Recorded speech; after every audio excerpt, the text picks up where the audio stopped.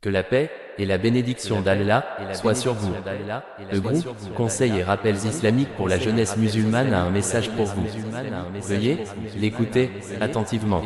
Louange à Allah Seigneur de l'univers et que la paix et la bénédiction d'Allah soient sur notre prophète Muhammad, sur sa famille, ses compagnons et sur tous ceux qui suivent et suivront le droit chemin jusqu'au jour du jugement dernier. Que la paix et la bénédiction d'Allah soient sur vous. Quels sont les rôles de la Sunna? Étant la deuxième source de l'islam, la Sunna est fondée ainsi sur 3 points principaux qui éclairent les croyants sur sa fonction et son utilité. Le Saint-Coran est la base, la Sunna vient en affirmation et en soutien pour confirmer la parole de Allah, l'expliquer et aussi y ajouter des lois, ou des règles que le Saint-Coran ne mentionne pas.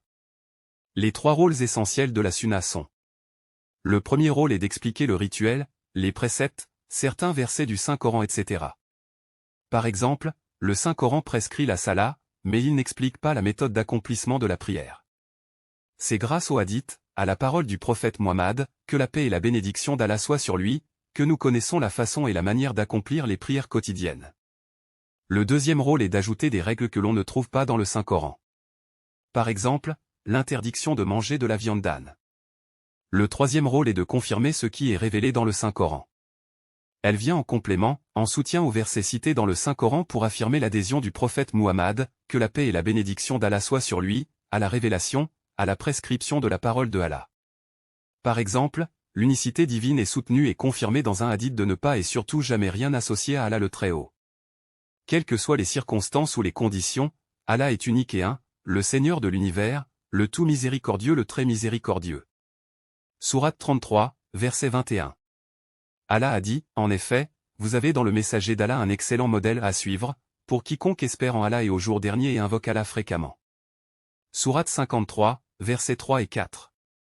Allah a dit, et il ne prononce rien sous l'effet de la passion, ce n'est rien d'autre qu'une révélation inspirée. L'imam Ibn Baz, qu'Allah lui fasse miséricorde, a dit: quiconque prétend s'en tenir aux enseignements du Coran et suivre le Coran, sans suivre la Sunna, a certes menti, car la Sunna fait partie du Coran. L'obéissance au prophète, que la paix et la bénédiction d'Allah soient sur lui, fait partie du Coran. Le fait de s'en tenir aux enseignements de la Sunna est prouvé et recommandé par le Coran. Il n'est donc pas possible qu'il se dissocie, et il n'est pas possible que quelqu'un suive le Coran sans suivre la Sunna, tout comme il n'est pas possible que quelqu'un suive la Sunna sans pourtant suivre le Coran. Les deux, le Coran et la Sunna, sont donc indissociables les uns des autres.